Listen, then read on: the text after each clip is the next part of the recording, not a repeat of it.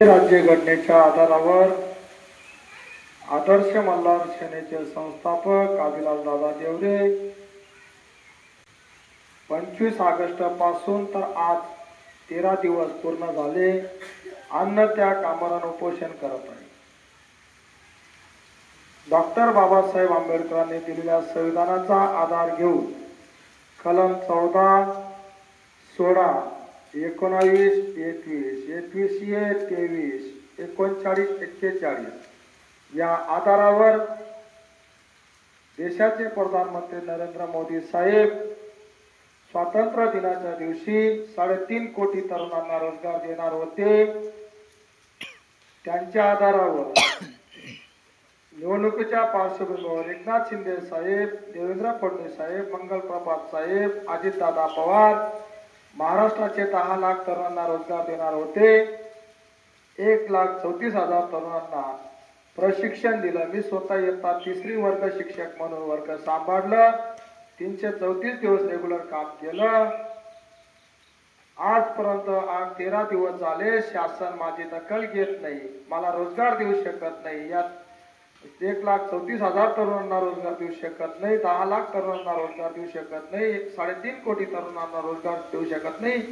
मी जगातला पहिला तरुण आहे की भारतीय राज्यघटनेच्या आधारावर वयाच्या 34व्या वर्षी अन्न त्याग आमरण उपोषण करत आहे। माझ्या सोबत माझी एकुलती एक बहीण पवित्राबाई सुद्धा उपस्थित आहेत। माझी धर्मपत्नी कविताताई वयाच्या 34व्या वर्षी अन्न त्याग उपोषणाच्या सहभागी आहेत। माझी आई आसरताई सहभागी आहेत। माझा 10 वर्षाचा मुलगा राजेश सहभागी आहे। माझी मुलगी 14 वर्षाची भाग्यश्री सहभागी आहे। तसेच राज्याचे अध्यक्ष शीतलताई धनगर ते सहभागी आहेत। राज्याचे अध्यक्ष एकनाथ सर भोईर इथं आहेत। राज्याचे सचिव भास्कर धनगर सर आहेत। राज्याचे कार्याध्यक्ष नाईक सर इथं आहेत, पाटील सर इथं आहेत। तसेच माझ्यासोबत माझ्या लाडक्या बहिणी हे सर्व इथं आहेत। या जर शासनाला सारिका मोरे इथं आहे, प्राजक्ता पाटील इथं आहेत, तसेच मंजूबाई खरात इथं आहेत। या 10-20 तरुणांना जरी शासनाने नोकरी दिली, त्यांनी मला एकच वचन द्यावं की अभिलाल दादा तुम्ही 3.5 कोटी तरुणांसाठी लढा देत आहेत, 1,34,000 तरुणांना रोजगार प्राप्त करण्यासाठी सांगत आहेत, परंतु 1,34,000 तरुण माझ्याजवळ उपस्थित नाहीत। म्हणून मी आजपर्यंत संपूर्ण देशाला सांगू इच्छितो की या तरुणांसाठी माझा रोजगार मागणी करण्यासाठी मी 13 दिवसापासून बसलो आहे, परंतु या तरुणांना रोजगाराची गरज नाही।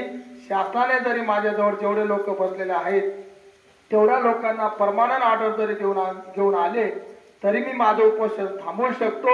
एवढंच या राज्याच्या मुख्यमंत्र्यांना, या देशाचे प्रधानमंत्र्यांना आणि धुळे जिल्ह्याचे कलेक्टर साहेब, प्रांत साहेब, आयुक्त साहेबांना मी जाहीर आवाहन करतो, तुम्ही तिकडनं इथं माझ्याजवळ जेवढे लोक बसले आहेत तेवढ्या लोकांची जरी परमनंट ऑर्डर घेऊन आले तरी अभिलाल देवरे आमरण उपोषण थांबवू शकतो। अन्यथा अन्न पाणी त्याग, अन्न तर त्याग केला जाय परंतु पाणी आणि औषध सुद्धा त्याग केल्याशिवाय राहणार नाही। माझा जीव गेला तरी चालेल, पण मी इथं बसलेल्या लोकांचे परमनंट ऑर्डर घेतल्याशिवाय मी उपोषण थांबवणार नाही।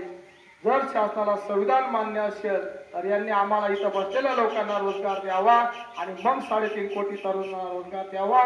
अन्यथा या देशात संविधान आहे की नाही या प्रश्न निर्माण होईल। मी कामगार कायद्यामध्ये बसलो आहे आणि 1947च्या कायद्यानुसार आम्हाला ऑर्डर मिळू शकतं।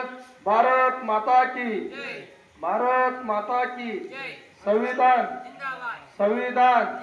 अभिलाल दादा तुम आगे बढ़ो, हम तुम्हारे साथ हैं। अभिलाल दादा तुम आगे बढ़ो, हम तुम्हारे साथ हैं। परत विनंती करतो, मी इथं जेवढे बसलेले आहेत तेवढ्या लोकांना परमनंट ऑर्डर घेऊन या तर मी उपोषण थांबवू शकतो। जय हिंद, जय भारत, भारत माता की।